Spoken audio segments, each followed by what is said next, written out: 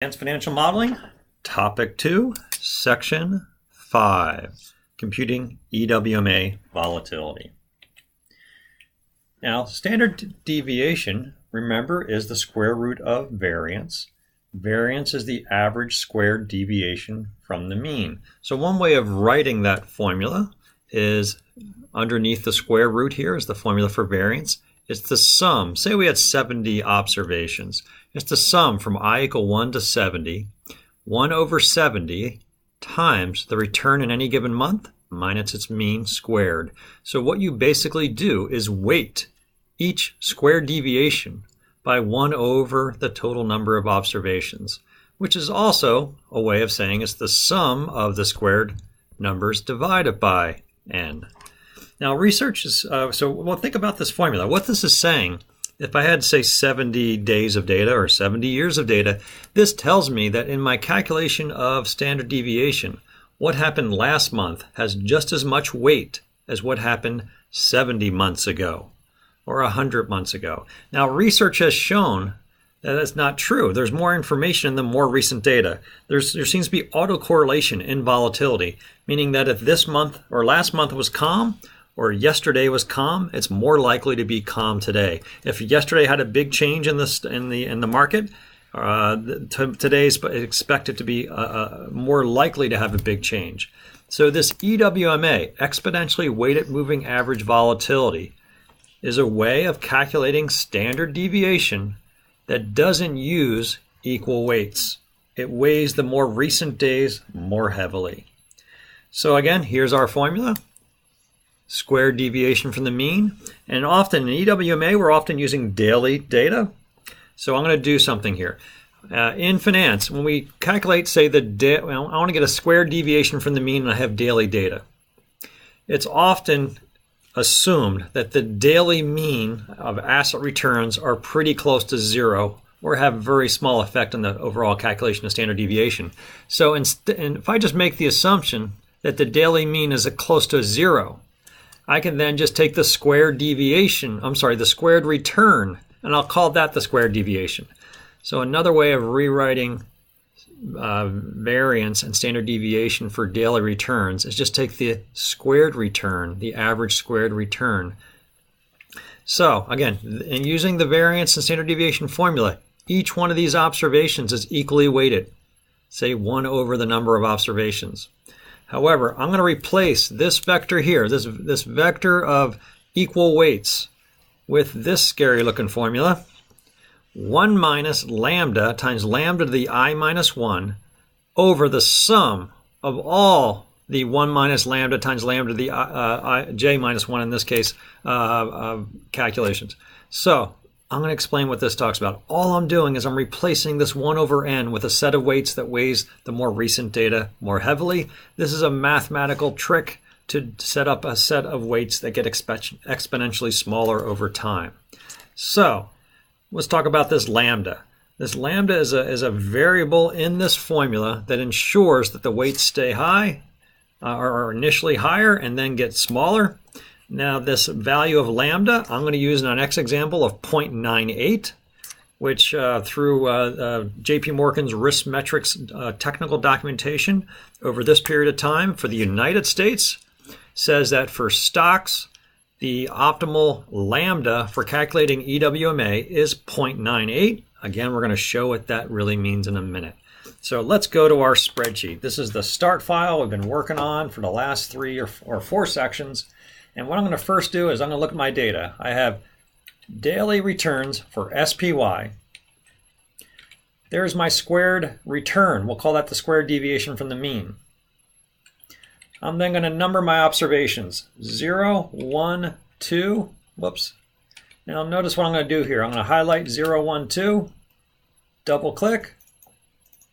And what it's going to do, it's going to number down. It looks like there's 1,259 observations. I'm going to cut off that last one. There's 1,258 observations of squared deviations. I'm then going to calculate 1 minus lambda times lambda to the I minus 1 right here.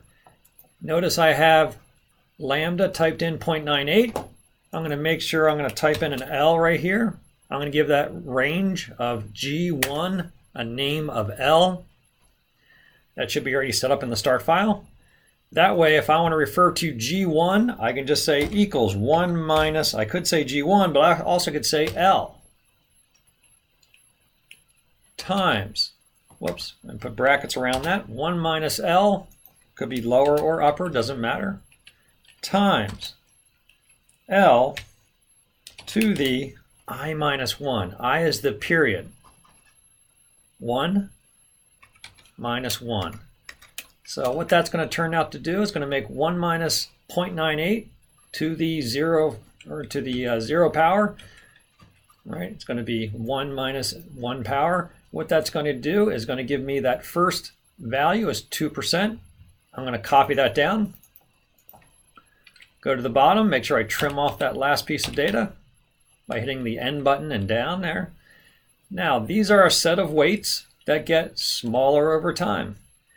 Now notice if I were to weight each one of them equally, each one of these weights would be 1 over 1258.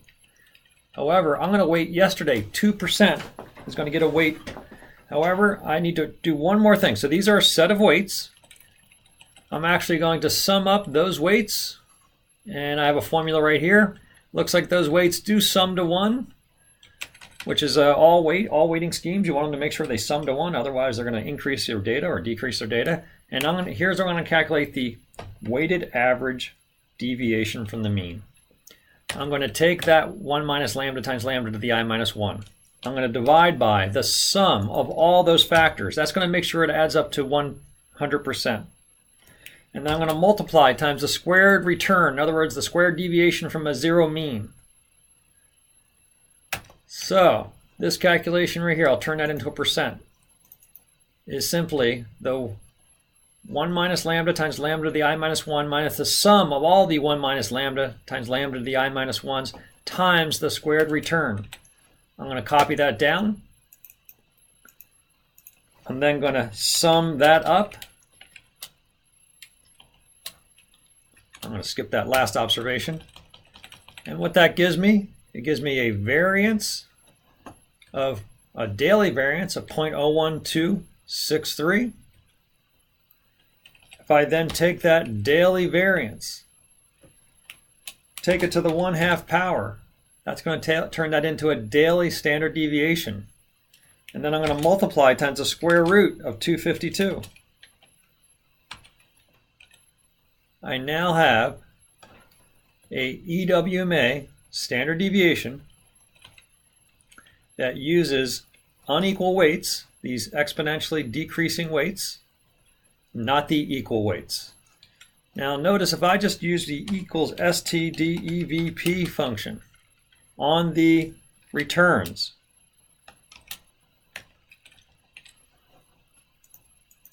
and multiplied that times the square root of 252, I get 1325. I'm going to turn that into a cell style of calculation. So this is my full sample, equal weight, standard deviation.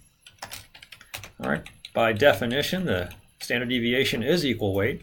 So the annualized standard deviation using this data, if I weigh every day equally, is 1325. However, if I were to weigh the more recent days more heavily,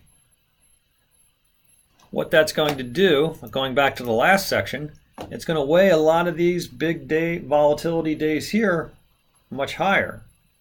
And what that's doing, it's actually bringing up the weighted average squared deviation from the mean and bringing up the standard deviation to 1760, not 1325. Now I do want to show you one thing. That lambda, let's think about that lambda. If I move that lambda approaches 1. Let me make it 0.99999. Notice that when lambda approaches 1, the EWMA vol approaches the sample vol. And notice these weights approach equal weights.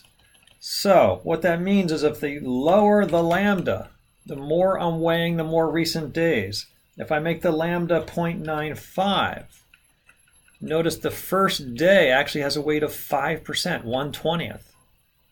If I have a lambda of 0.9, the first day has 10% weight. 0.98 has been shown over the period of time in which risk metrics, JP Morgan looked at it. 0.98 has been the optimal decay factor. That lambda is also called a decay factor for predicting future volatility.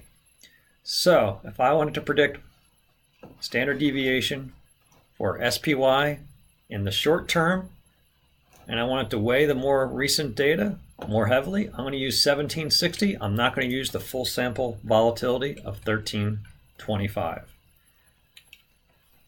So in this topic, we calculated the EWMA volatility. The next topic, we'll do the last calculation of standard deviation using Black-Scholes implied.